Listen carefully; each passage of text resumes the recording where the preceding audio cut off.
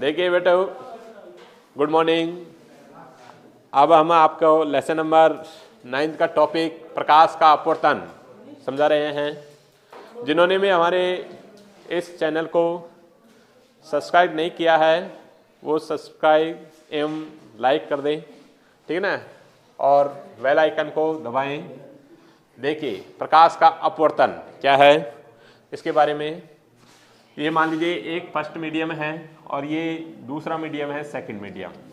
तो क्या है, जब कोई प्रकाश की किरण एक माध्यम से चलकर दूसरे माध्यम में जाती है तो वह अपने मार्ग से विचलित हो जाती है।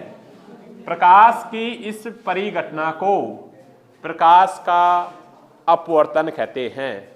जब कोई प्रकाश की किरण एक माध्यम से चलकर दूसरे माध्यम में जाती है तो अपने मार्ग से विचलित होने की परिघटना प्रकाश का अपवर्तन कहलाती है। क्या कहलाती है? प्रकाश का अपवर्तन। किसी स्रोत से चलने वाली किरणें एक माध्यम से चलकर दूसरे माध्यम के पृष्ठ पर गिरती हैं। इन किरणों को आपतित किरण कहते हैं।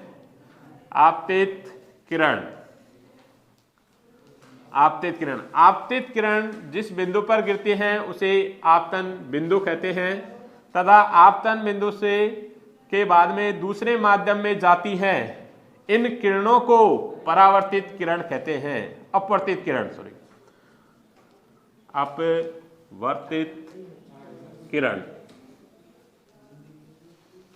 अपवर्तित किरण कहते हैं। देखिए आपतन बिंदु पर हमने एक अभिलंब खींचा, ये हमारे पास एक अभिलंब है। तो आपतित किरण वह आपतन बिंदु पर अभिलंब के बीच के कोण को आपतन कोण कहते हैं। इसे स्मॉल आई से प्रदर्शित करते हैं। दूसरा देखिए, आपतन बिंदु पर अभिलंब वह अपवर्तित किरण के बीच के कोण को अपवर्तन कोण कहते हैं। इसे स्मॉल आर से प्रदर्शित करते हैं। ठीक है। जब कोई प्रकाश की किरण विरल माध्यम से सघन माध्यम में जाती है तो वह अभिलंब की ओर झुक जाती है। जब कोई प्रकाश की किरण, ये मान लीजिए विरल माध्यम है और ये मान लीजिए क्या है, सघन माध्यम, तो जब विरल से सघन में जाती है तो वो अभिलंब की ओर क्या हो जाती है, झुक जाती है। जानी तो इस दिशा में चाहिए लेकिन वो अभिलंब की ओर झुक जाती है। लेकिन जब कोई प्रकाश की किरण सघन माध्यम से विरल माध्यम में जाती है तो वह अभिलंब से दूर हटती जाती है। ठीक है। इस प्रकार देखिए, अब अपवर्तन के नियम हैं। अपवर्तन के दो नियम हैं। फर्स्ट नियम है कि आपतित किरण आपतन बिंदु पर अभिलंब व अपवर्तित किरण ये तीनों एक ही समतल में स्थित होते हैं। सेकेंड नियम है आपतन कोण की ज्या व अपवर्तन कोण की ज्या का अनुपात। आपतन कोण की ज्या का मतलब है साइन थीटा, व अपवर्तन कोण की ज्या का अनुपात एक नियतांक होता है जिसे म्यू से प्रदर्शित करते हैं। ठीक है। ये एक नियतांक होता है जिसका मान फर्स्ट माध्यम के सापेक्ष दूसरे माध्यम का अपवर्तनांक कहलाता है। फर्स्ट के सापेक्ष दूसरे का अपवर्तनांक कहलाता है। इसे स्नेल का नियम भी कहते हैं। इसे क्या कहते हैं? स्नेल का नियम भी कहते हैं। इसे म्यू से भी प्रदर्शित करते हैं। अब बॉसों ने इसको एन से भी प्रदर्शित कर रखा है। एन 2 1 से प्रदर्शित कर सकते हैं। इसका मतलब है फर्स्ट माध्यम के सापेक्ष दूसरे माध्यम का अपवर्तनांक है। ठीक है। इसमें आगे देखिए, यदि फर्स्ट माध्यम में वायु लेते हैं तो वायु के सापेक्ष दूसरे माध्यम का अपवर्तनांक, तो n 2 1 को हमें μ2 अपॉन म्यू से लिखते हैं, तो μ2 अपॉन μ1 से भी प्रदर्शित कर सकते हैं। इसमें फर्स्ट माध्यम का प्रकाश में वेग और सेकंड माध्यम में वेग के अनुपात में भी इसको हमें प्रदर्शित करते हैं।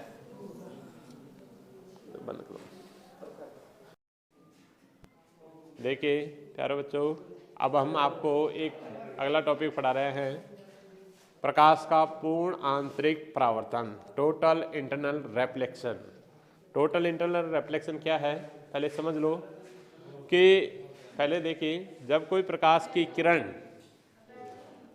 विरल माध्यम से सघन माध्यम में जाती है तो वह अभिलंब की ओर झुकती है, और जब कोई प्रकाश की किरण सघन माध्यम से, ये जैसे मान लीजिए ये विरल माध्यम है वायु और ये किसी मीडियम है, कोई सी भी माध्यम है, जब कोई प्रकाश की किरण सघन माध्यम से विरल माध्यम में जाती है, सघन है उससे खा जा रही है विरल में, तो वो अभिलंब से दूर हटती है, अभिलंब से खा जा रही है दूर हट रही है।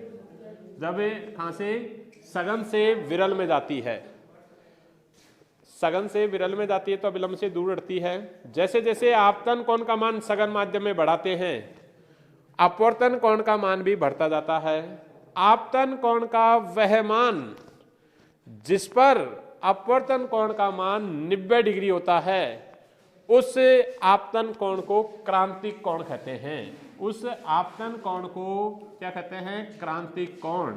उसे IC से प्रदर्शित करते हैं, अर्थात ये आपतन कोण I है, इस पर अब वो आपतन कोण IC, I बराबर से IC, उस पर अपवर्तन कोण का मान कितना होता है? 90 डिग्री। उसे हम कहते हैं क्रांतिक कोण। उस आपतन कोण को क्या कहते हैं? क्रांतिक कोण। यदि उसके बाद भी आपतन कोण का मान बढ़ाया जाता है, ये मान लीजिए आपतन कोण का मान बढ़ा दिया जाता है, तो मानिए I ग्रेट है IC से, तब वह वापस उसी माध्यम में लौट जाती है। प्रकाश की इस परिघटना को प्रकाश का पूर्ण आंतरिक परावर्तन कहते हैं। एक बार वापस सुनिए, पूर्ण आंतरिक परावर्तन किसे कहते हैं? जब कोई प्रकाश की किरण सघन माध्यम में क्रांतिक कोण से अधिक कोण से आपतित कराई जाती है, तो वह पृष्ठ से टकराकर वापस उसी माध्यम में लौट जाने की परिघटना प्रकाश का पूर्ण आंतरिक परावर्तन कहलाता है। Total internal reflection. Total internal reflection के लिए यह है कि प्रकाश कहां से आना चाहिए? सघन माध्यम से, किधर को? विरल माध्यम में। उस कंडीशन के लिए देखिए, हमारे पास म्यू, हमारे पास है, एक तो क्या है? माध्यम, और दूसरा क्या है? वायु। एक माध्यम है जो हमारे पास मीडियम M, और ये क्या है? वायु। हमने इसके लिए लिया तो AM बराबर से हमारे पास mu A upon mu M। तो हमारे पास लिख सकते हैं कि किसके सापेक्ष? M के सापेक्ष A का क्या है? अपवर्तनांक, मानी sine I upon sine R। अपवर्तन कोण R है, तो उस कंडीशन में ये हमारे पास आया है, ठीक है। ये हम लिख सकते हैं कि mu A upon mu M बराबर से हमारे पास साइन I, ठीक है, अपॉन साइन R। अब कंडीशन लगाएंगे कि जब हमारे पास क्या है कि I बराबर से, जब I बराबर से क्या है? IC, तब हमारे पास R बराबर क्या होता है? 90 डिग्री। उस कंडीशन में तो हमारे पास क्या होता है? तो हम उस कंडीशन में देखिए, हमारे पास इसमें मान रख देते हैं म्यू A क्या है? वायु का अपवर्तनांक, वो क्या होता है? और म्यू A बराबर भी क्या होता है? 1। तो हमारे पास 1/μm बराबर से हमारे पास साइन IC, तो हमारे पास साइन 90 डिग्री, ठीक है। उस कंडीशन के लिए है ये, या हम इसको लिख सकते हैं, तो उस साइन 90 का मान कितना होता है? 1। तो हमारे पास रहा है, क्या बचा है? 1/μm बराबर से हमारे पास बचा है, वो देखिए क्या बचा है? हमारे पास बचा है साइन IC अपॉन 1। या हम लिख सकते हैं इसको μm बराबर से 1/sin IC। ये संबंध व्यक्त करता है क्रांतिक कोण के लिए।